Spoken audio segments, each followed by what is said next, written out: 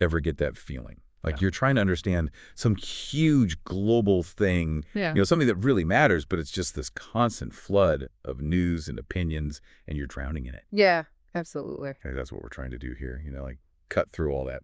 So today we are going deep, deep, deep on something I think a lot of people have heard about, but maybe don't fully grasp. This whole chips war thing, the U.S. and China, and it all comes back to these things called rare earth elements. Yeah, I think you're right. What we have here from what you sent me, it's this really interesting mix. I mean, we've got cutting edge technology, obviously, but it's tied to these essential natural resources, and then it's all playing out on this huge geopolitical stage. So I think our goal today is to kind of untangle all of that, figure out the core pieces of this competition and what's really at stake, and then, who knows, maybe even get a glimpse of what the future might hold. It really is kind of mind-blowing, right? Like this device you're listening to us on right now, the internet, even like fighter jets and satellites, it all relies on this crazy complex supply chain. And it seems like that whole system is starting to break down. Yeah. So I guess the place to start is with the foundation of it all. These rare earth elements. Can you break down exactly what those are and why everyone's making such a big deal about them? So rare earth elements are often shortened to just REEs. You'll see that a lot. And it's actually a group of 17 metallic elements, and they're all pretty similar chemically. Now, the name rare earth is a little bit misleading because they're not actually that rare. I mean, they exist in the Earth's crust. The problem is they're usually found in very small amounts and they're all mixed up together. Okay. So it makes extracting them, like mining them, it's really complex and often has some pretty serious environmental impacts. So it's not like you can just like dig a hole and there's a big chunk of rare earth element just sitting there. Not quite, no. But here's the thing. Even though they're kind of a pain to get, they are totally essential for all kinds of technology. I'm talking about the screens on your phone, the memory in your computer, batteries for electric cars, green tech like wind turbines. Wow. Catalysts for industrial processes, even the fiber optic cables that make the internet work. I mean, they're everywhere. So it's not an exaggeration to say they're pretty much essential for modern life as we know it. Mm-hmm. And it's funny, I was looking back at some of the stuff you sent, and there was this prediction from way back in 2016. Some expert said future conflicts, like wars, might actually be fought over these elements. It's amazing, isn't it? I mean, when you think about it, fighting over resources is nothing new. It's been going on for, well, basically forever. But what's different now is that these elements, these rare earths, they're vital for all this new technology, right? The stuff that's driving this whole fourth industrial revolution. Right. And speaking of resources, your research also mentions some potentially massive untapped reserves, like Afghanistan, for example. There are estimates that their reserves could be worth $1 trillion. And that includes lithium, too, which is crucial for batteries. Yeah, $1 trillion with a T. I know, right? And then there's North Korea. Their estimated reserves could be even bigger, like $7 or $8 trillion worth of rare earth minerals. Just think about that. That's just insane. It is. And the sources specifically mention minerals like monazite, bastnasite, and britholite.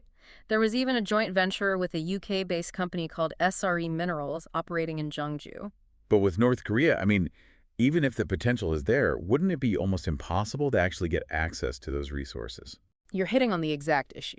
The political situation there, the international sanctions, it's things incredibly complex. And I think it's safe to assume that historically, China has probably benefited the most from any North Korean mining, just given their close relationship and geographical proximity. And that actually ties into a bigger trend we see with China. This really active strategy of securing access to resources all over the world. You mentioned their investments in Africa, but they're also active in places like Afghanistan. Which brings us to the global picture. When it comes to rare earth elements, China has been the big player, the 800-pound gorilla in the room, for a long time. Right. That's right. Back in the 1990s, they really ramped up their mining and production of rare earth elements, and they just surged ahead of everyone else. By around 2012, they were producing something like 90% of the world's supply. That kind of dominance gives you a lot of power, especially when it comes to global supply chains. Makes sense. Yeah. But the research also suggests that things have been shifting, at least a little bit in recent years. They have. Countries like Australia have really stepped up their production, especially between 2012 and 2017. And the United States, with the reopening of the Mountain Pass mine, they've reemerged as a producer, too. Okay, the Mountain Pass mine, that's run by MP Materials now, right? That's right. I remember reading that even though the U.S. is mining again, most of the stuff they dig up actually gets sent to China for processing. That's a key point.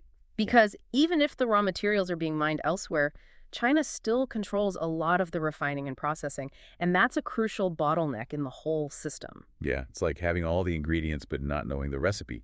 You've got the raw materials, but you can't actually turn them into something useful. Mm. And the numbers are pretty stark. Even in 2019, after all the talk about diversification, the U.S. was still importing something like 78% of its rare earth elements from China. And while China's share of global mining had decreased, they still controlled like 63% of it. Exactly. And it really highlights how important the middle and downstream processing is. It's not just about digging stuff up.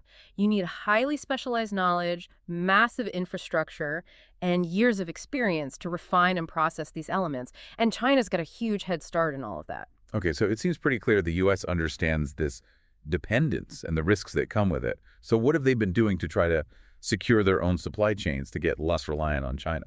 Well, this is where we see the government stepping in big time. There's this executive order from 2017, number 13817, that was a real turning point. It basically said, hey, critical minerals are a big deal.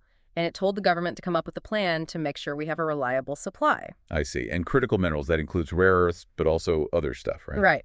The initial list had 35 minerals that were considered essential for the U.S. economy and national security. And by 2022, that list had grown to 50. It includes things like lithium, cobalt, neodymium, a bunch of elements that are absolutely crucial for modern tech. It's kind of scary how quickly that list is growing. It's a reminder of how fast technology is evolving and how many potential vulnerabilities there are in the system. The Trump administration also did some things, like that Defense Act finding. What was that all about? That was a big deal. Basically, they used the Defense Production Act, which is a law from way back in 1950, to say that domestic production of rare earth elements is essential for national defense. I see. And that opened up the possibility of using Pentagon money to support domestic mining, refining, and processing. It was a signal that they were serious about building up a domestic industry. And there was also the Phase 1 trade deal with China. As part of that, China agreed to import and process some rare earths from the U.S., specifically scandium and yttrium. At the time, the U.S. wasn't producing much of those, but they expected that to change. And beyond that, the Defense Production Act was also used to fund domestic processing projects. So again, the focus wasn't just on digging stuff out of the ground, but on building the capacity to turn it into usable materials. So the goal is to do more than just mine the stuff. They want to be able to process it and actually use it to make things in the U.S. Exactly. But even with all this government action and money being thrown around, the research suggests the U.S. is still only a major producer of a handful of those critical minerals. For a lot of them, there's either no production at all or very limited output. You're absolutely right. The U.S. military still relies heavily on rare earth elements that come from China. And there's this crazy example of the F-35 fighter jet. Apparently, each one of those planes uses something like 920 pounds of rare earth elements. 120 pounds Yeah. in one plane. Yeah, it's insane, right? It really highlights how much the U.S. military depends on China and why diversifying those supply chains has become such a huge priority. This is where international cooperation comes in, right? Mhm. The sources talked about the QAD, that's the Quadrilateral Security Dialogue, and the Mineral Security Partnership, or MSP. How are these alliances working to address this challenge? International partnerships are absolutely key here. The U.S. has been actively working with its allies to build more resilient supply chains for these critical minerals, and the partnership with Australia is a great example. In 2019, they established a formal partnership, and there are agreements between Geoscience Australia and the U.S. Geological Survey to work together to find and develop new sources of these minerals, including rare earths. So they're sharing information and resources to try to find new places to mine these elements. Exactly. And Australia has also launched its own critical mineral strategy, so they're really committed to becoming a major player in this area. But it goes beyond just the U.S. and Australia. There's also cooperation between Australia and India, and Japan has been investing in rare earth projects in places like Australia, India, and Malaysia. This kind of multilateral cooperation is a direct response to China's dominance. It's about creating alternatives and reducing the risk of being too reliant on one country. So it's spreading the risk, basically, not putting all your eggs in one basket. Precisely. And it's interesting to note that China's own share of global reserves and production has actually been declining, at least a bit, in recent years. Oh, really? Yeah. While they still have a lot of the world's reserves, other countries are producing more, which means China's dominance is gradually decreasing. But they're not just sitting back and watching. To maintain their influence, they've been strategically investing in mining in other countries with a lot of resources, like Myanmar, Madagascar, even Greenland. They understand that the landscape is shifting, and they're trying to adapt to maintain their access to these resources. So they're playing the long game, trying to stay ahead of the curve. And the QAE summit in 2021 really solidified that commitment from the US, Japan, India, and Australia to work together on securing those supply chains, both for rare earth elements and for semiconductors. And the numbers are pretty interesting. They all have different levels of reserves, but there's definitely potential there for a collaborative effort. Absolutely. Australia has the most significant reserves of the four. India's are smaller, but still substantial. And there was that recent discovery of lithium in Jammu and Kashmir, which could be a game changer for India's battery industry. Plus, they have a variety of rare earths in Andhra Pradesh, and their beach sands are rich in minerals like monazite and thorium. And then India joined the Minerals Security Partnership, too. They even declared their own list of 30 critical rare earth elements and metals.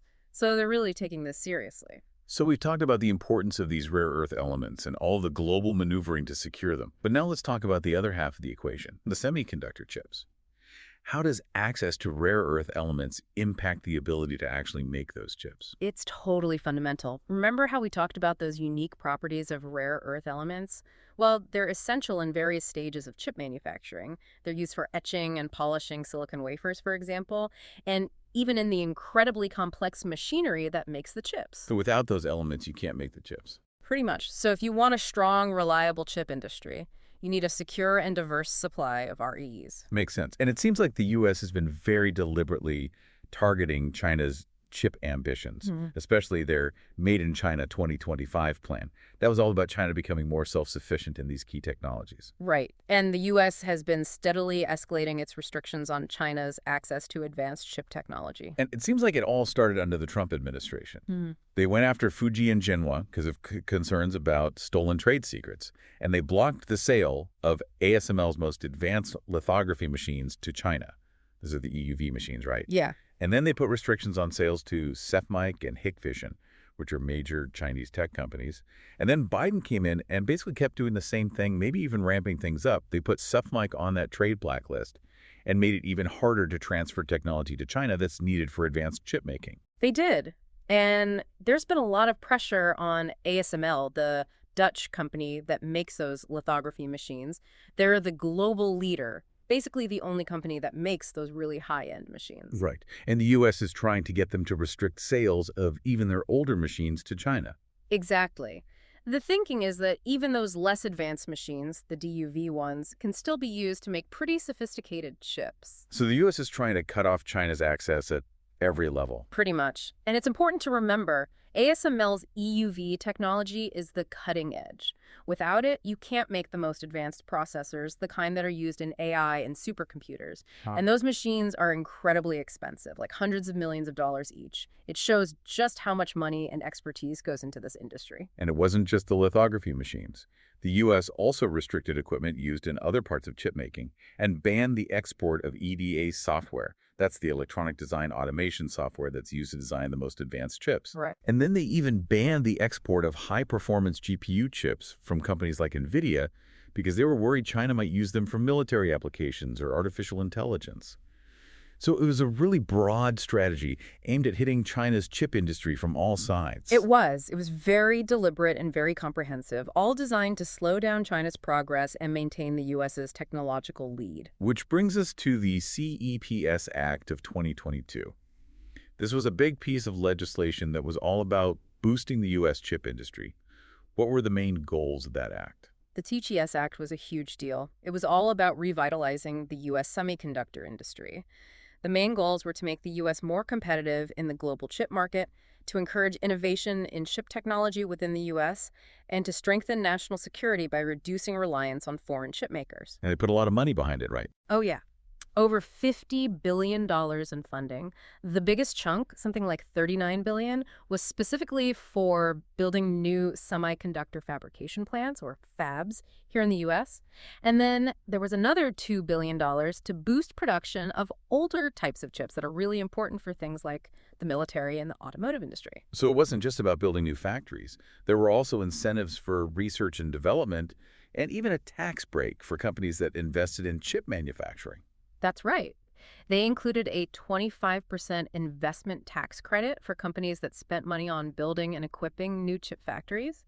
And there was also a lot of focus on building up the whole domestic chip ecosystem. So that includes funding for research and development and training programs to develop a skilled workforce. But there were also strings attached. Companies that wanted that government money had to agree to invest in American workers, and they couldn't build certain advanced chip factories in China or other countries that were seen as security risks. And that caused some controversy, right? It did. Some people worried it would discourage investment and make it harder for U.S. companies to compete globally.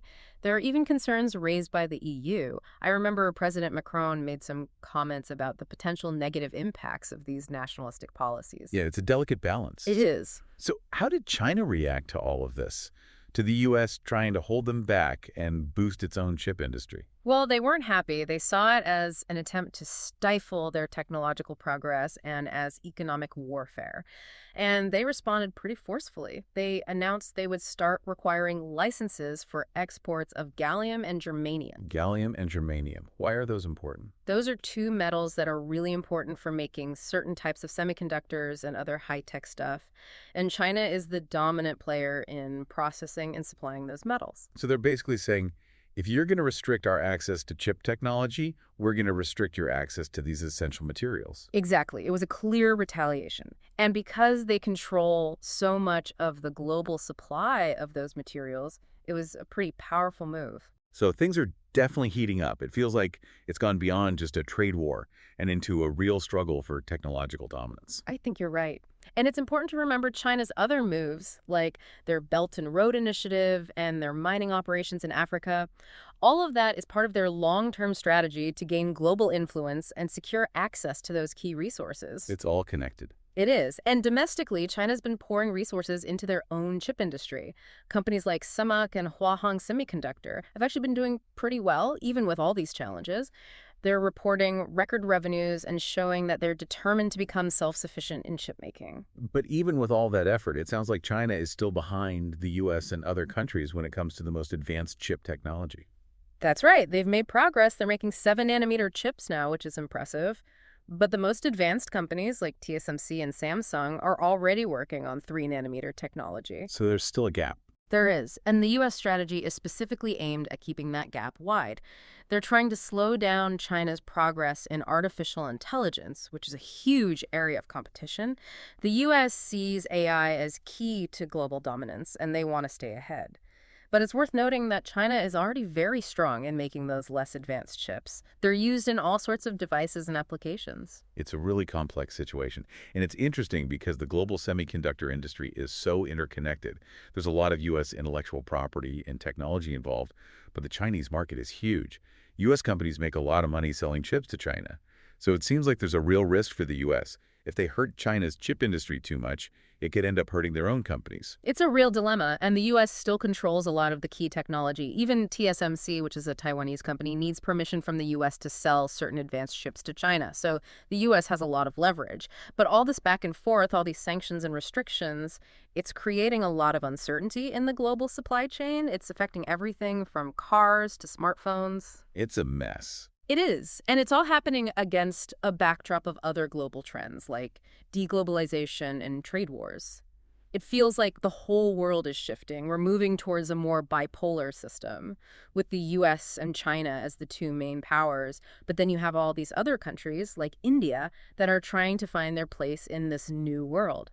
And India seems to see this as an opportunity. They do. They have a lot going for them. A fast-growing economy, a large and skilled workforce, and a real desire to become a major player in technology. And they've been making some big moves. There's that new Micron plant that's being built there, and their production-linked incentive scheme is designed to attract more manufacturing investment. So they're trying to position themselves as an alternative to China. Exactly. And if they can maintain stability and peace, they have a real chance to succeed. But you can't underestimate China. They have a massive domestic market for semiconductors, and that demand is only going to grow. They're a force to be reckoned with. So it seems like the chips war is much bigger than just a trade dispute. It's really about who will control the future of technology. I think that's a good way to put it. It's about rare earth elements, it's about chips, but ultimately it's about global power in the 21st century. It's a lot to take in. But hopefully this conversation has given our listeners a better understanding of what's at stake and how all the pieces fit together. I hope so too. And here's something to think about as we wrap things up. If this trend continues, if countries keep trying to become self-sufficient in technology and decouple from each other, what might the unintended consequences be? How will it affect innovation? What will it do to the global economy? And how will it change the relationships between countries? It's something to ponder. And if you want to learn more, there's so much out there. You could look into the full list of critical minerals, read up on the Ishida PS Act, or research the geopolitical strategies of the countries involved. It's a rabbit hole, but a fascinating one. It really is. Well, thanks for joining me for this deep dive. Thanks for having me. It's been great. And to our listeners, as always, thanks for tuning in.